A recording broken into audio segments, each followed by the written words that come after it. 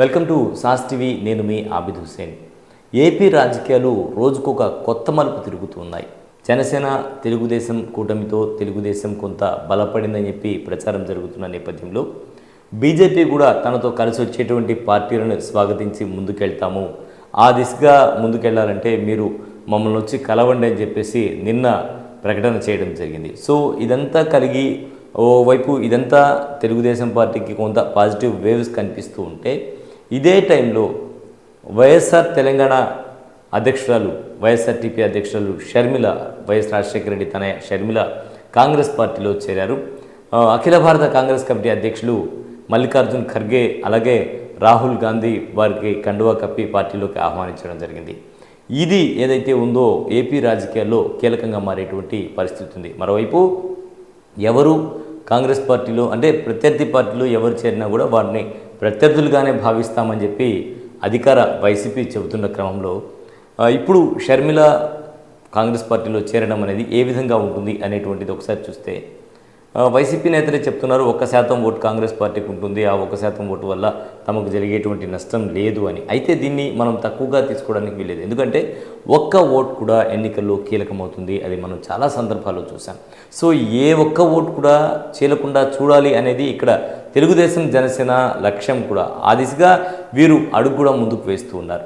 ప్రధానంగా YS Jaganmohan Reddy AP ముఖ్యమంత్రి ఎవరైతే ఉన్నారో కేవలం తను ప్రజల్ని నమ్ముకున్నాను, ప్రజలకు నేను సంక్షేమ పథకాలు ఇస్తున్నాను, ప్రజలు నా అక్కలు నా చెల్లెలు నా అన్నదమ్ముళ్ళు ఎవరైతే ఉన్నారో అందరూ కూడా ఒక బ్రదర్గా భావించి ఒక మామయ్యగా భావించి అందరూ కూడా తనకే ఓటు వేస్తారని దృఢ సంకల్పంతో ఒక్కడే ముందుకు వెళ్తూ ఉంటే, అన్ని పార్టీలు కూడా ముప్పైట దాడి అని చెప్పొచ్చు. సో మనం అనుకున్నట్టు మహాభారతంలో అభిమన్యుడిలాగా జగన్ ఒంటరిగా ఇక్కడ ముందుకు వెళ్తూ ఉంటే అన్ని పార్టీలు కూడా ఏకమై ముందుకు వెళ్తుండేటువంటి పరిస్థితి మనకైతే ఇక్కడ కనిపిస్తూ ఉంది. సో ఇది ఏపీ రాజకీయాల్లో కీలకంగా మారబోతుంది.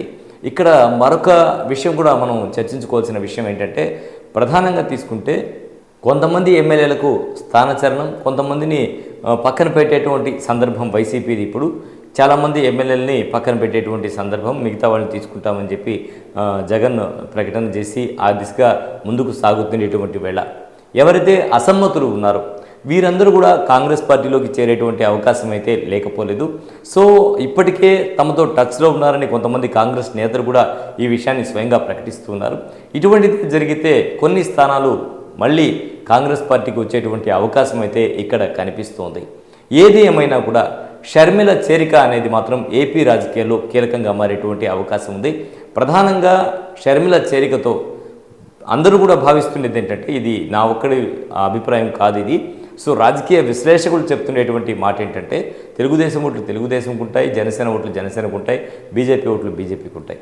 కానీ కాంగ్రెస్ ఏదైతే ఉందో ఈ కాంగ్రెస్లో చీలిక వచ్చేటువంటి అంటే వైసీపీ నుంచి చీలిక వచ్చేటువంటి ఓట్లు ఏవైతే ఉన్నాయో, వైఎస్ షర్మిలని కీలక పదవి కాంగ్రెస్ పార్టీలో ఇస్తే ఆమె ప్రచారం కనుక చేస్తే, ఎందుకంటే మొదటి నుంచి కూడా జగనన్న వదిలిన బాణం అని చెప్పేసి వైఎస్ షర్మిల మనకు ఏపీలో ప్రచారం చేయడం జరిగింది.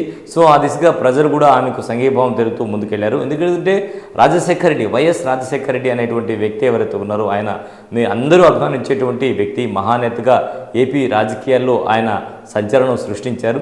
సో ఆ మహానేత బిడ్డగా మరి కాంగ్రెస్ పార్టీ నుంచి వస్తున్నటువంటి షర్మిలని ఆదరిస్తే పరిస్థితి ఏంటి, వాట్ ఈజ్ నెక్స్ట్, ఇది మనం వేచి చూడాల్సిన పరిస్థితి.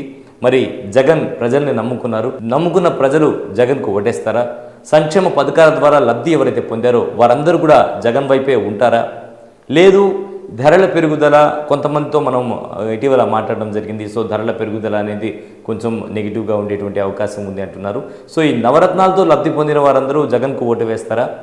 లేదు రాజన్న బిడ్డని ఆదరిస్తే పరిస్థితి ఏంటి అనేదే ఇప్పుడు రాజకీయాల్లో కీలకంగా మారింది.